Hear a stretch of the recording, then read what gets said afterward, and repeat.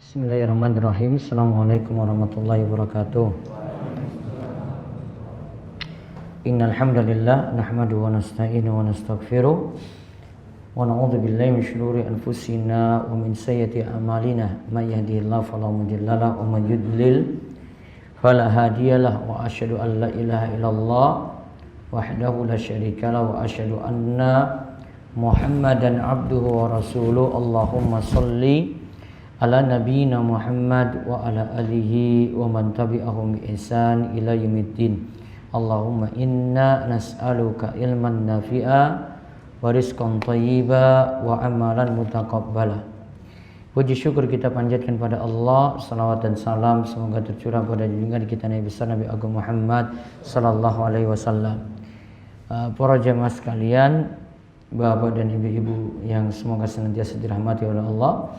Pada kesempatan malam hari ini kita kembali akan melanjutkan pembahasan dari kitab Bulughul Maram karya Imam Ibnu Hajar Al-Asqalani, masih melanjutkan pembahasan kitab nikah, di mana pada pembahasan terakhir kita bahas tentang permasalahan wali, di mana seorang wanita harus menikah dengan adanya wali. Dan juga ada hadis dari Abu Hurairah radhiyallahu anhu bahwasanya Rasulullah SAW katakan, Rasulullah SAW bersabda, perempuan tidak boleh menikahkan perempuan lainnya dan tidak boleh pula menikahkan dirinya sendiri.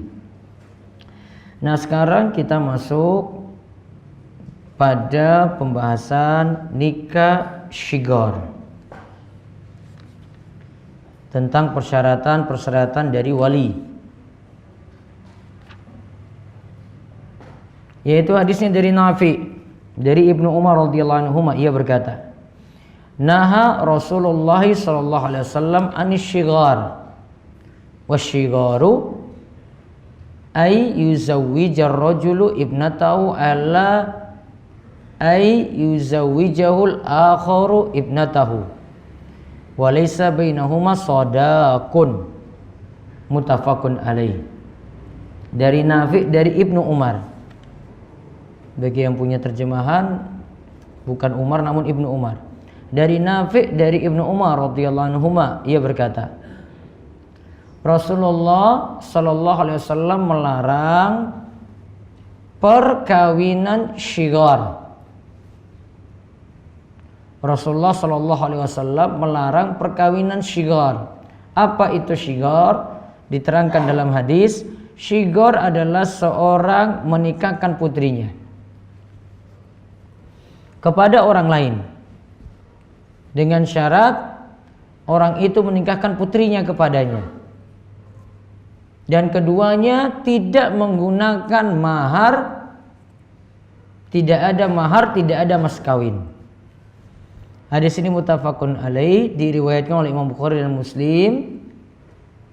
Al-Bukhari dan Muslim bersepakat dari jalan lain bahwa penafsiran kata shighar di atas adalah ucapan Nafi, bukan dari Nabi sallallahu alaihi wasallam. Nah, ini salah satu bentuk pernikahan yang dilarang. Dikarenakan nanti ada suatu masalah dalam pernikahan ini, yaitu kita lihat dulu apa pengertian shighar. Ada perkataan dari Imam Al-Khattabi, ia katakan pernikahan shighar ini di dalamnya dihapuskan mahar atau mas kawin. Kalau secara istilah kita katakan nikah shighar itu adalah seseorang menikahkan wanita yang berada pada perwaliannya pada yang lain dengan syarat Yang lain tersebut menikahkan juga wanita yang ada pada perwaliannya tanpa ada mahar di antara keduanya. Tanpa ada mahar di antara keduanya.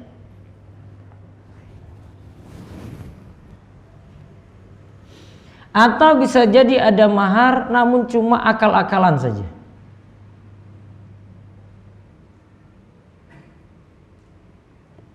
Atau kalau ada mahar cuma hilas saja, akal-akalan atau tipu daya saja.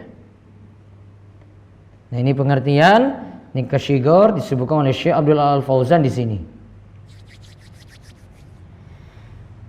Intinya nikah syighar tadi, ini si A punya anak perempuan, mau nikahkan kepada si B,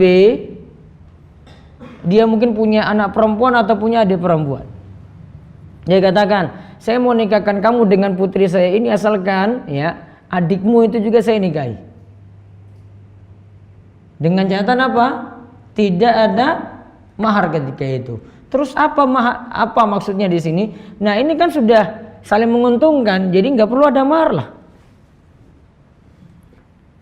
Sehingga mahar ketika itu dihapus. Dan di dalam hadis di sini disebutkan mahar itu dengan istilah sodaqah. Jadi mahar itu ada istilahnya mahrun, ada istilahnya sodaqah. Sama-sama artinya mahar.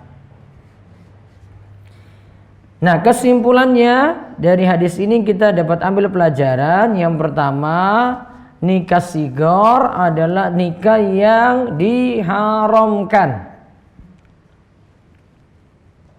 berdasarkan kesepakatan para ulama.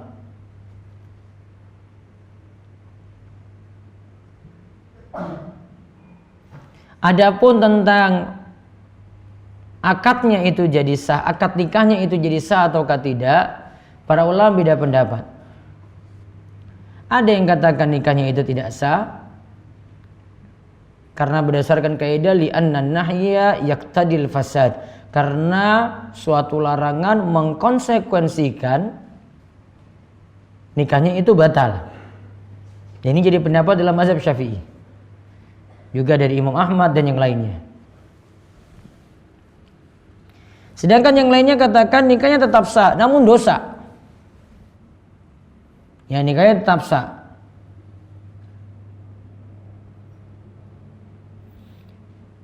Yang hati-hati ya kita katakan ini nikah yang enggak benar.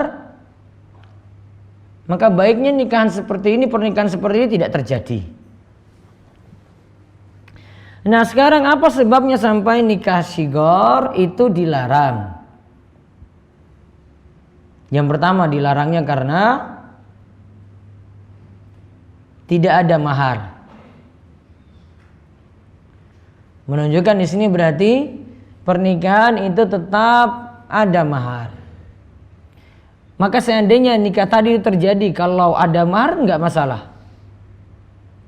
Maka dari sini kita juga dapat ambil pelajaran baiknya nikah ya, di dalam pernikahan itu tetap ada mahar.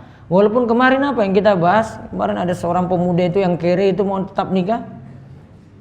Apa yang dia suruh cari, Nabi SAW suruh cari apa? Cincin besi, coba lihat.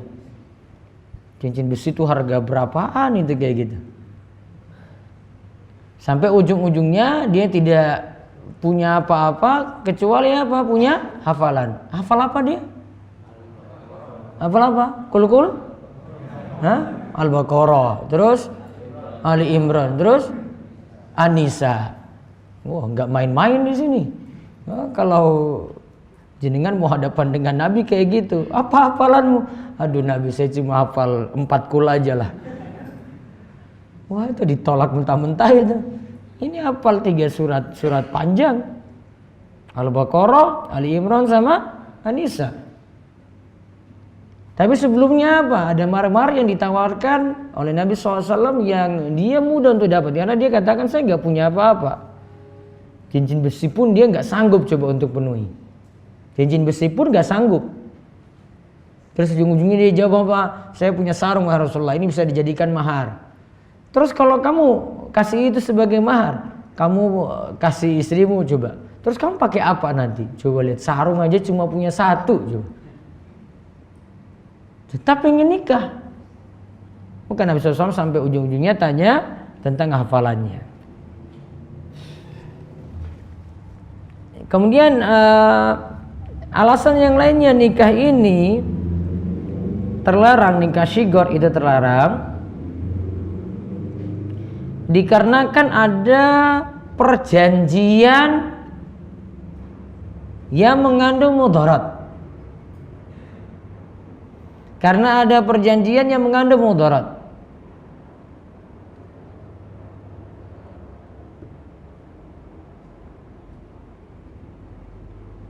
Karena kalau tadi ya kasusnya ya, ini kan punya anak perempuan. Jadi bapaknya ini mau nikah dengan, harus dia dapati adik dari si B tadi. Berarti kan nanti jadi pemaksaan. Iya kan? Di antara bentuk mudaratnya adalah pemaksaan pada ya perempuan yang lain. Nah, kamu boleh nikah dengan anak saya asalkan saya nikah dengan adikmu misalnya. Ya. Maka berarti kan pemaksaan. Kalau ini nggak mau gimana? Yang kakaknya rayu-rayu atau maksa-maksa, pokoknya kamu harus nikah dengan ini. Akhirnya tidak dengan kerelaan sendiri ketika menikah. Akhirnya ada bentuk pemaksaan. Mudaratnya di situ. Islam ingin menghapus bentuk mudarat seperti ini, sebagaimana sabda Nabi SAW, la darara wa la dirar. Jangan kamu berikan mudarat pada yang lain kamu dapat keuntungan, atau kamu berikan mudarat pada yang lain kamu tidak dapat keuntungan sama sekali.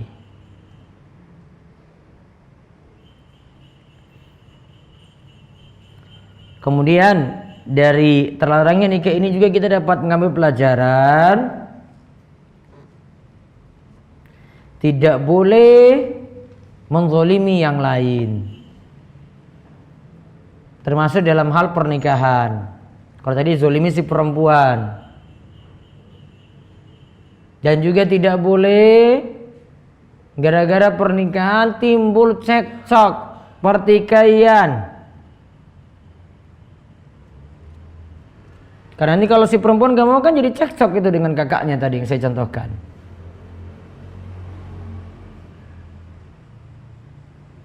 Dan ini ingin dihapus dalam syariat Islam, tidak ada seperti itu. Contoh, sudah pernah kita bahas juga, seseorang tidak boleh menikahi atau melamar di atas lamaran saudaranya.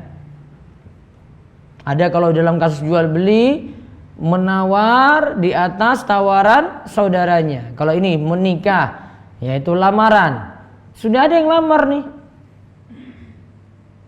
Namun yang baru ini datang kasih tawaran tinggi. Kamu kalau nikah dengan ini kayak gini, kayak gini, kayak gini. Akhirnya dia putuskan itu dengan yang pertama, mau dengan yang kedua. Akhirnya kalau ini terjadi apa? Cekcok. Laki-laki yang pertama dengan laki-laki yang kedua akhirnya bertengkar ketika itu. Cuma gara-gara perempuan saja. Islam ingin menghapuskan semacam ini. Nah, itu tentang nikah syigor. Kita lihat lagi hadis berikutnya. Dari Ibnu Abbas, ini tentang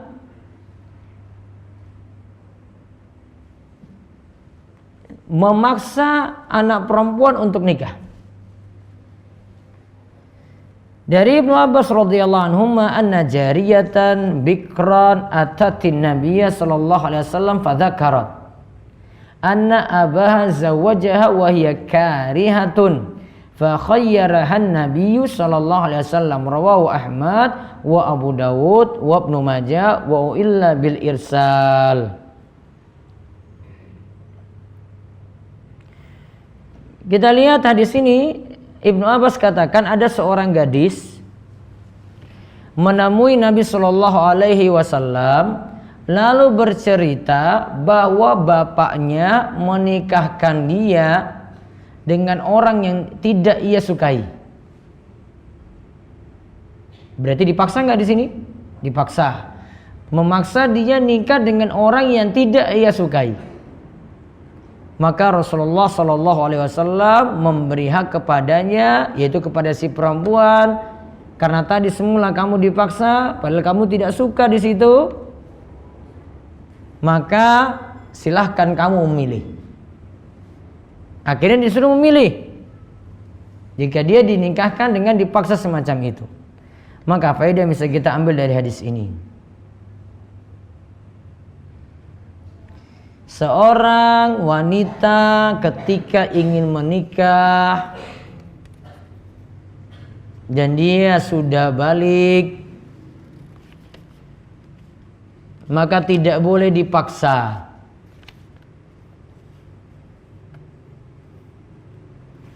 Maka tidak boleh dipaksa.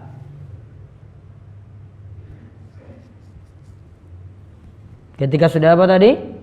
Balik. Karena nanti kasusnya untuk yang belum balik beda. Ya, kalau ini sudah balik, dia sudah bisa berpikir di sini. Ketika itu tidak boleh dipaksa. Dilanjutkan, harus dengan keridhaan si perempuan. Harus dengan keridhaan si wanita.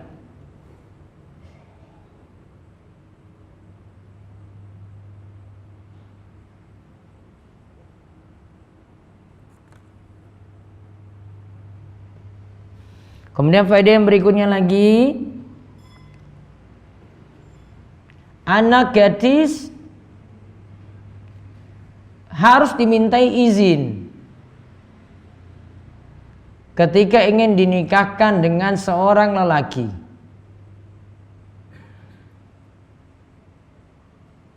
Minta pendapatnya pula.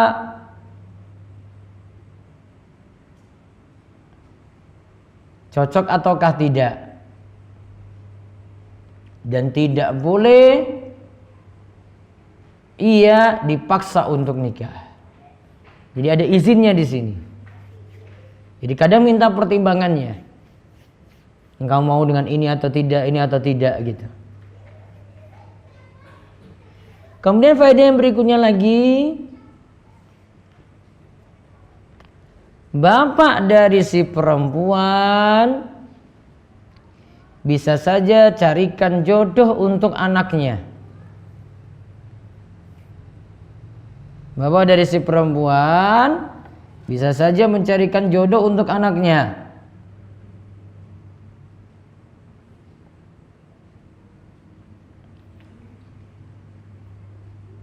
Dan boleh dinikahkan asal anak putrinya setuju. Asal anak putrinya itu setuju.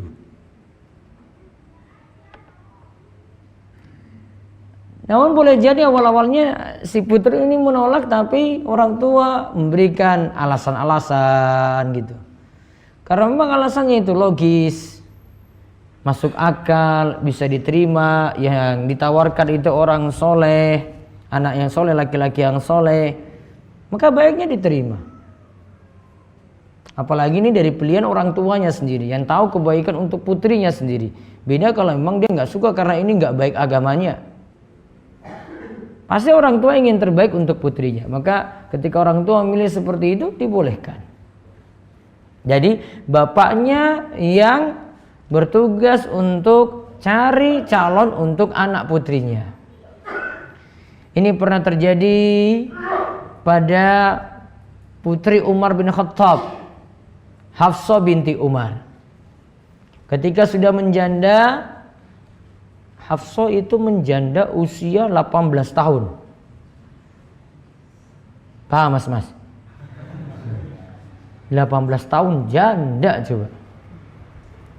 Terus ketika itu bapaknya bingung. Ini kan masih usia muda kayak gini.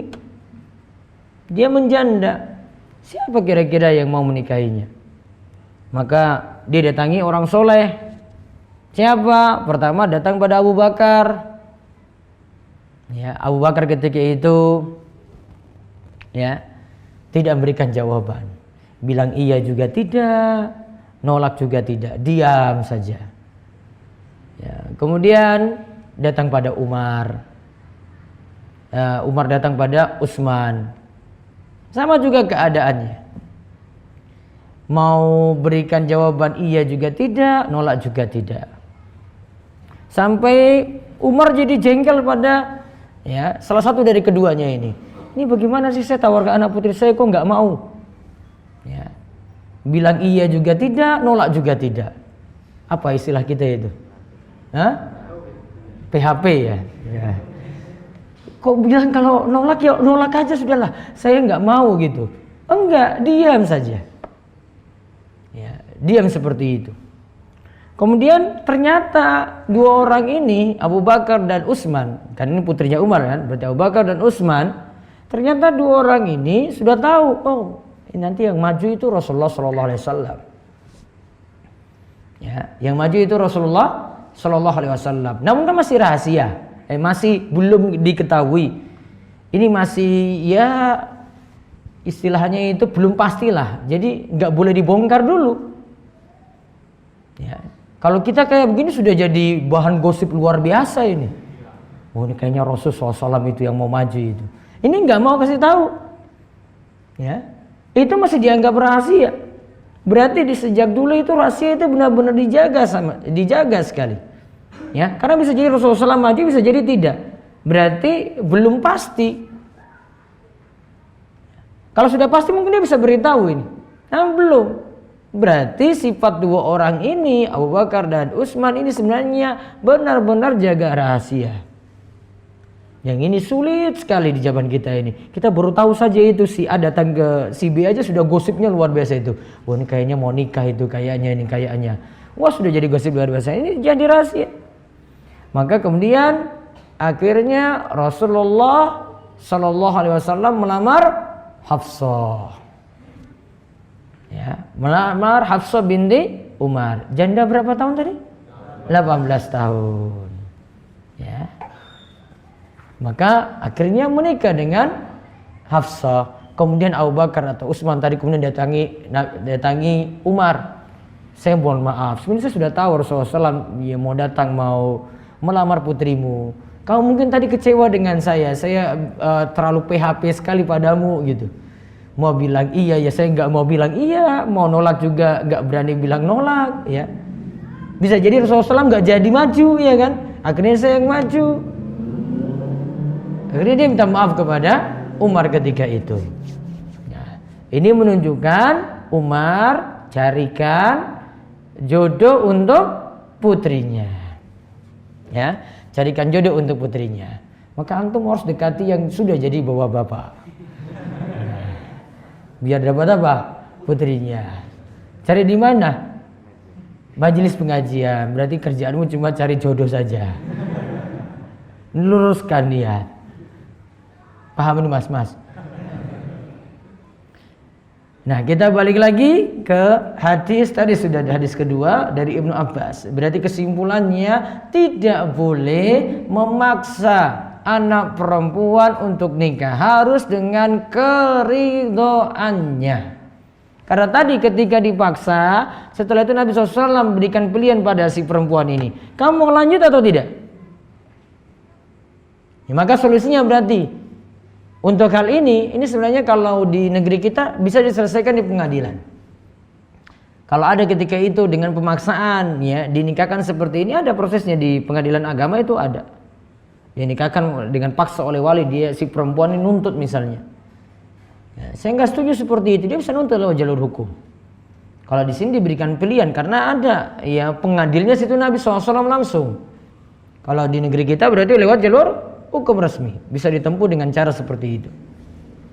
Sama di urusan pernikahan seperti ini, ketika seorang wali pun tidak mau menikahkan anak putrinya, kadang bisa dipaksa di pengadilan juga. Lewat proses pengadilan nanti bisa dipaksa. Karena orang tua kadang menahan anak putrinya untuk menikah tanpa alasan sama sekali. Cuma nggak mau saja. Maka ada proses seperti itu juga untuk melegalkan orang tua ini tetap menikahkan anaknya, ya ada di dalam proses pengadilan. Nah sekarang kita lihat lagi hadis yang berikutnya.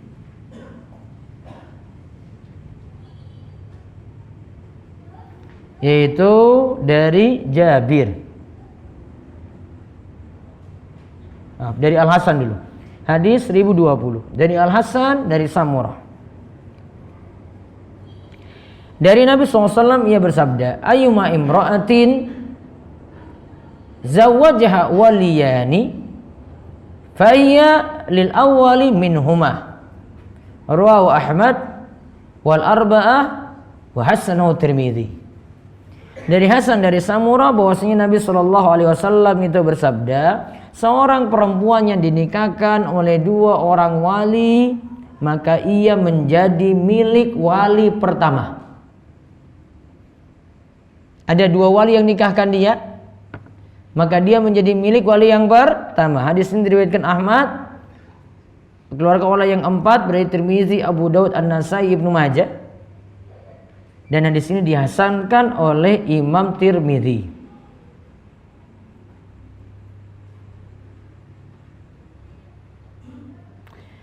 Nah, kesimpulannya dari hadis ini,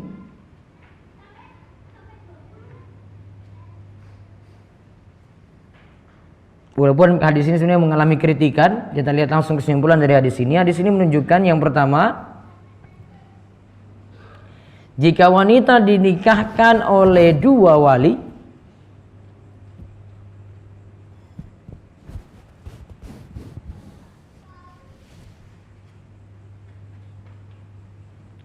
maka wali yang pertama yang dianggap sah untuk menikahi perempuan, menikahkan si perempuan.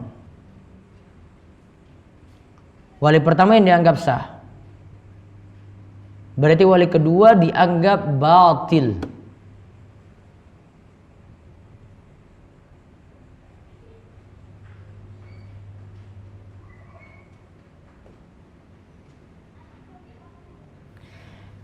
Dan ini bisa terjadi kalau walinya itu dalam keadaan sederajat. Misalnya, dua wali ini sama-sama saudara laki-laki. Ini kakak pertamanya, ini kakak keduanya. Itu saudara laki-laki, ini masih sederajat. Yang satu nikahkan, yang kedua lagi nikahkan lagi. Maka cukup yang dianggap yang pertama saja.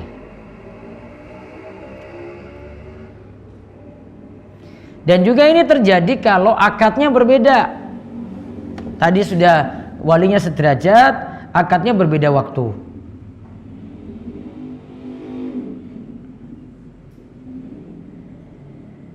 Sedangkan kalau terjadi pernikahan itu satu waktu akadnya,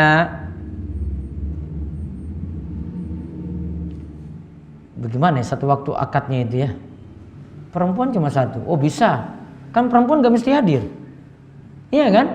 Kalau pernikahan itu si perempuan butuh hadir gak? Butuh gak? Enggak butuh. Ini cukup dia dengan walinya saja kan? Berarti dengan bapaknya saja. Sudah, deal-dealan aja, ijab kabul. Oh, kok baru tahu? Iya kan, betul gak? Perempuan tinggal di rumah aja dia, misalnya ini di Gamping nih ya, yang si perempuan di Gunung Kidul sana lah misalnya. Sudah, dia sama bapaknya aja ini. Atau dua saudara laki-lakinya tadi ya, yang kita bahas ya. Ini dengan saudara pertama, saudara kedua gitu. Ya. Terjadi akad situ. Maka apa yang terjadi? Ya sah. Kalau itu terjadi ijab kabul, sah. Saya nikahkan putri saya dengan mas kawin demikian. Sah atau tidak? Sah. Perempuan gak mesti hadir di situ. Jadi gak mesti ketika akad nikah itu perempuan barengan dengan calonnya di sini satu meja, gak mesti. Bahkan yang tepat perempuan disembunyikan dulu karena belum sah. Iya kan? Sudah sah apa belum coba sebelum nikah itu? Belum. Ijab kabul itu ini tunggu ijab kabul dulu baru jadi sah. Nah, baru jadi milik si laki-laki. Maka mungkin saja seperti ini.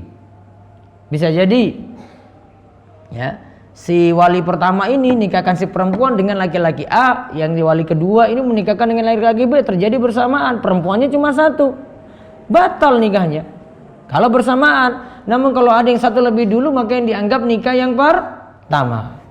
Baik, kita langsung sesi tanya jawab. Bagaimana hukumnya bermakmum kepada orang yang memorinya terganggu sehingga bacaan ayat-ayat sesudah Al-Fatihahnya rusak karena kadang-kadang mengucapkan kata-kata yang tidak bermakna. Tetapi kalau keluarganya tidak mau bermakmum padanya, ia marah karena ia merasa sehat-sehat saja. Ya kalau mau bermakmum padanya boleh saja asalkan bacaan Al-Fatihahnya benar. Kalau bacaan Al-Fatihahnya benar selamat. Kalau surat pendeknya itu salah-salah, surat setelah Al-Fatihah itu salah-salah, ya salahnya tetap sah. Jadi patokannya standarnya surat Al-Fatihah benar ataukah tidak. Jika ada pekerjaan yang di sini menyaratkan untuk memangkas jenggot dan bercelana di atas mata kaki karena atas perintah dari atasan, apakah berdosa seperti itu? Fattaqullaha mastata'tum. Bertakwalah kepada Allah semampu kalian.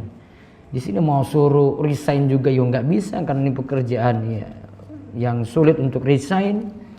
Ya maka bertakwa kepada Allah semampunya.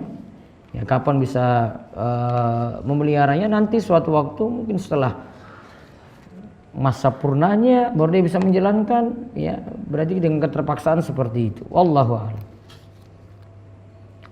Bolehkah ikhwan menawar besarnya mahar yang diminta oleh pihak calon istri?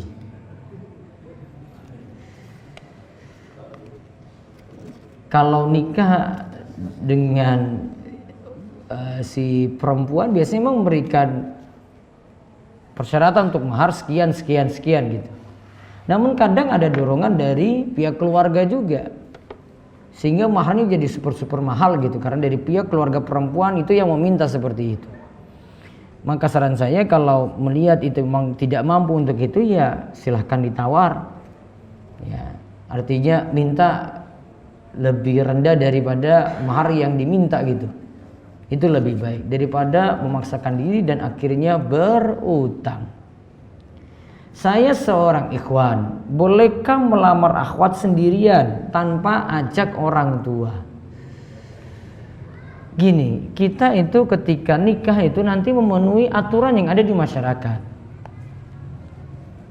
Kemarin kita sudah pernah bahas juga, nikah itu mesti diiklankan, diumumkan. Berarti halayak ramai itu mesti tahu. Sehingga kalau kamu nggak ngajak seperti ini, cuma urusanmu saja, kamu pentingkan dirimu sendiri, orang tua kecewa sekali. Ini anak putra saya sendiri, masa saya nggak boleh hadir ketika dia itu nikah, nggak boleh hadir ketika dia itu melamar. Dan pasti dari si pihak perempuan juga tanyakan nanti, kamu keluargamu mana? Kok kamu datang sendiri? Pinginnya juga si laki-laki bawa keluarga. Ya. Jadi timbang baik-baik. Ini menikah itu tidak semudah cuma asal nikah saja, ijab kabul saja. Itu nggak mikir itu. Ini mikir keluarga besar juga, orang tua sendiri, terus punya sedulur-sedulur, punya keluarga-keluarga dekat. Wah, semua pengen tahu, semuanya pengen hadir. Maka jangan pentingkan diri sendiri. Saya punya anak laki-laki semata wayang umur 16 tahun. Amalannya apa ya Ustadz biar cepat dapat jodoh? Nanti tunggu sampai 20 tahun aja dulu. Yang jelas kalau anak makin soleh, insya Allah cepat dapat jodoh. Ya, jadi didik anak baik-baik, ini dididik dengan baik, punya kesolehan. Wah itu malah ngantri itu. Ini kalau punya kesolehan tadi. Afwan, ana bertanya, bagaimana hukumnya jika kita menikah dengan mahar ngutang dengan si perempuan? Saya menikah gitu, dia mas kawinnya utang, ketika ijab kabul pun boleh dengan mas kawin utang. Boleh atau tidak? Boleh saja. Namun nanti itu jadi hak si perempuan. Ya, itu jadi hak si perempuan. Sudah halal nggak si perempuan tadi? Sudah, namun itu masih utang. Jadi dia nanti nagih tentang itu. Jadi nagih. Seandainya perempuan bebaskan itu juga misalnya, sudahlah utang kemarin itu mas kawin itu saya bebaskan kamu utang tadi. Itu terserah si perempuan. Kalau dia masih tetap nagih berarti tetap bayar berarti. Jadi itu hak si perempuan. Nanti dia bisa menagih untuk itu, sama halnya dia menagih utang gitu. Zina mata adalah melihat, zina kedua telinga adalah dengan mendengar, zina lisan adalah berbicara, zina hati adalah menginginkan dan berangan-angan. Pertanyaannya, apakah melakukan zina hati tersebut berdosa juga? Kalau hadis yang membicarakan tentang ini cuma menjelaskan tentang Zina itu nanti berlaku pelan-pelan, itu terjadi pelan-pelan, mulai dari mata dulu. Kemudian nanti gerak-gerak terus ke anggota tubuh yang lainnya sampai ke hatinya juga, dan akhirnya dibenarkan dengan kemaluannya. Jadi sedang menerangkan tentang langkah-langkah seseorang terjerumus dalam zina. Jadi kalau mau dilihat dari sini, apakah sudah dihukumi dosa kalau dengan hati? Kalau belum sampai ke tindakan yang lainnya belum. Apalagi ketika dia berangan-angan gitu untuk berzina, kok dia segera hapus, maka dianggap tidak terjadi, maka dianggap tidak dicatat dosa. Beda kalau sudah terjadi. Wallahu a'lam. Kalau dalam satu mobil ada dua keluarga, misal saya suami, kemudian keluarga teman saya suami bersama-sama pergi ke suatu tempat kajian, kondangan, tempat wisata, apakah termasuk ikhtilat? Masing-masing punya mahram, tidak masalah. Ini dengan suaminya, ini dengan suaminya, tidak masalah. Yang penting perempuan duduk dengan perempuan, laki-laki dengan laki-laki, tidak campur baur. Bolehkah kita tidak boleh mengkonsumsi pala atau rempah-rempah? Saya pernah baca jika pala itu tidak boleh dicampur ke dalam bumbu makanan. Pendapat yang tepat tentang pala ini, ketika pala bersendirian dia dihukumi masalah. Namun kalau bercampur dengan yang lain jumlahnya sedikit tidak masalah. Saya baru memahami seperti itu untuk hukum pala tadi. Wallahu a'lam. Ustaz, 23 tahun yang lalu saya menikah. Dalam hal agama saya tidak tahu apa-apa. Dan waktu menikah dua saksi, salah satunya non muslim. Gimana Ustaz hukumnya? Pernikahan saya ini diampuni tidak Ustaz? Dalam soal agama masih jauh dari ilmu. Nah sekarang belajar terus. Ini kalau masih ada, saya yakin ketika nikah masih ada yang menyaksikan yang lainnya. Walaupun dalam segi pencatatan dua saksi tadi satu bermasalah. Karena dipersyaratkan untuk jadi saksi muslim. Gak boleh jadi saksi dalam pernikahan dua saksi itu non muslim, gak boleh. Maka kalau ketika itu dihadiri orang banyak, maka kehadiran orang banyak tadi semua sudah jadi saksi. Walaupun yang lainnya tidak masuk dalam pencatatan. Ya, sehingga tetap sah, sekarang tinggal belajar terus dan banyak mendekatkan diri pada Allah, terus gali ilmu biar jadi lebih baik. Bagaimana cara meneguhkan iman dan meneguhkan tawakal kepada Allah saat dagangan sedang sepi? Saya pedagang. Meneguhkan iman, yang pertama, kuatkan pemahaman tentang takdir. Kalau dia pahami takdir, oh ini saya lagi susah nih rezekinya, dia tahu di balik itu Allah punya maksud terbaik. Kok yang warung sebelah saya kok itu lebih laris, ya, maka dia nanti dapat mudah dipahami hal ini dengan takdir juga. Dia tahu Allah pantas memberi pada si A, oh pada dirinya belum pantas. Sehingga dia pahami takdir seperti itu. Pahami takdir mudahkan semua urusan. Kesedihan jadi hilang, kekhawatiran jadi hilang. Enggak banyak sedih. Kan dia tahu maksud baik Allah Subhanahu wa taala ketika tetapkan semacam tadi. Kuncinya perkuat iman pada takdir, lagi susah dalam hal rezeki pun Allah Subhanahu wa taala akan mudahkan. Sehingga dia jalani hidupnya itu dengan mudah. Bagaimana caranya agar selalu istiqomah dalam beribadah kepada Allah? Kemudian jika saat saya berhijrah, berusaha memperbaiki diri, muncul kembali godaan buruk dari teman, sebaiknya apa yang saya lakukan? Tinggalkan teman yang buruk. Teman yang buruk yang bawa nanti kita pada kejelekan, ya, itu nanti mempengaruhi kita lagi kembali pada maksiat. Makanya Nabi SAW mengatakan, al-mar'u ala dini khalilihi falyanzur ila may yukhallil. Seseorang itu tergantung agama teman dekatnya, tergantung kesolehan teman dekatnya. Maka lihatlah siapa yang jadi teman karibmu. Ya itu pengaruh sekali. Jadi teman karibnya baik, soleh, maka insya Allah dia juga jadi ikut baik. Maka jangan kembali lagi ke teman-teman yang rusak. Apakah boleh mahar dalam bentuk bacaan hafalan Al-Quran? Misalkan surat Ar-Rahman. Kemarin saya sudah bahas ya. Kalau cuma sekitar hafalan, kalau dari kesimpulan hadis yang tadi kita sebut itu tidak sah. Yang ada nikahnya kalau dianggap sah, ya, bukan tidak sahnya dari sisi pernikahannya ya, namun maharnya ini tidak dianggap. Artinya maharnya masih status utang. Jadi si perempuan masih bisa tuntut mahar tadi. Kalau standar maharnya nggak jelas, pakai standar mahar misl. Yaitu mahar semisal yang ada di masyarakat. Biasanya umumnya masyarakat kita kalau kasih mahar, maharnya apa? Nah, seperangkat alat sholat. Oh, berarti utang seperangkat alat sholat. Dia punya utang itu. Apakah setiap rakaat sholat jika membaca Al-Fatihah harus diawali dengan ta'awudz dulu? Imam Nawawi katakan awali dengan ta'awudz setiap ganti rakaat. Karena kita mulai baca surat baru lagi. Walaupun sebagian ulama katakan ta'awudznya cukup pertama saja. Amannya ta'awudznya diulang setiap rakaat. Apakah bangkit dari sujud dan masuk rakaat ketiga disunahkan takbiratul ihram? Bukan takbiratul ihram, disunahkan angkat tangan. Ada kaidah umum yang para ulama sebutkan, disebutkan oleh Imam Ibnu Qudamah, bahwa angkat tangan itu ada ketika selain kita turun sujud, selain bangkit dari sujud. Selain turun sujud, selain bangkit dari sujud. Kalau turun sujud tidak angkat tangan, bangkit dari sujud tidak angkat tangan. Selain itu berarti angkat tangan. Nah, kita dari rakaat kedua bangkit ke rakaat ketiga, kita lagi bangkit dari tahiyat awal. Berarti disunahkan untuk mengangkat tangan. Dan ini kesimpulan kaidah ini dari berbagai macam hadis.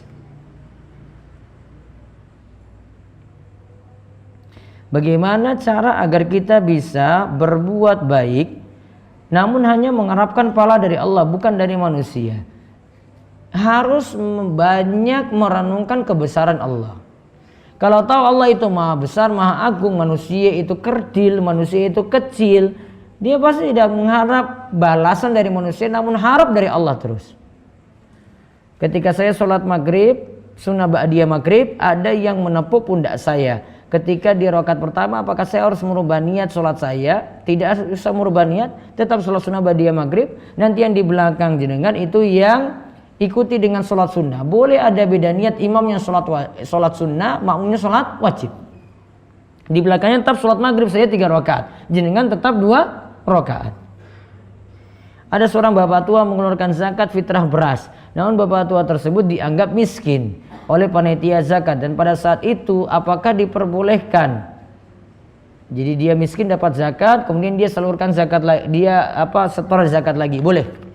Namun nanti diberikan porsi zakatnya yang diberikan pada dia untuk penyaluran lebih besar daripada apa yang dia setor.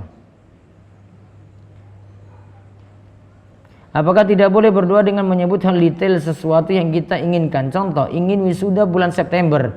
Kalau boleh pada saat atau keadaan seperti apa?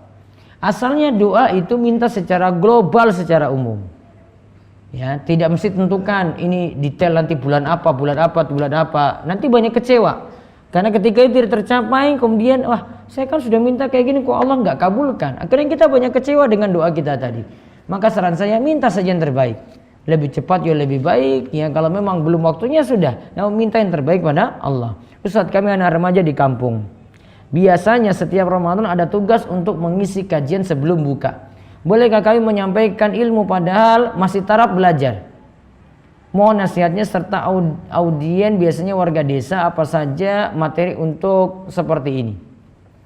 Saya sejak dulu itu punya buku Mutiara Nasihat Ramadan. Ada 40 materi situ, dari dibutuhkan sekali untuk orang-orang yang ceramah mulai dari awal Ramadan sampai akhir Ramadan.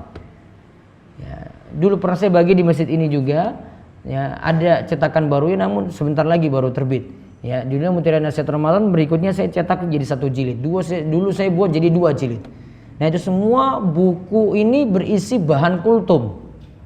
Ya, bahan kultum. Bisa potong 1 kali kultum kan berapa menit biasanya? Kok kultum kok 15 menit? 7 menit misalnya ya. Nanti kul 15 berarti. Kultum ya 7 menit. Taruhlah mau potong 7 menit tadi. Nah, nanti bisa tiap materi dipotong berapa kali gitu. Bisa.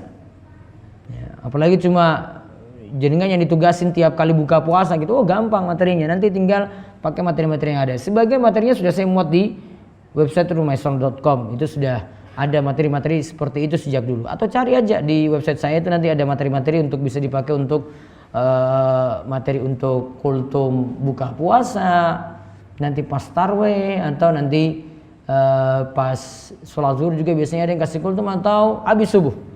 Itu bisa pakai materi-materi tersebut. Mudah-mudahan nanti segera terbit. Ya, demikian yang kita bahas, mudah-mudahan bermanfaat dan Allah terus meneguhkan kita dalam ilmu dan amal, dan kita terus diberikan keistiqomahan. Insyaallah untuk pekan depan kita bahas Umdatul Ahkam tentang masalah sholat. Kemudian untuk ibu-ibu di hari Selasa besok, Selasa kedua, ada kajian di Masjid Kampus UGM tentang pendidikan anak. Sebab anak itu nakal, nanti bisa dihadiri oleh ibu-ibu. Ya, demikian kita cukupkan, kita tutup dengan doa kafaratul majlis. Subhanakallahumma bihamdika, asyhadu an la ilaha illa anta, astaghfiruka wa atubu ilaik. Assalamualaikum warahmatullahi wabarakatuh.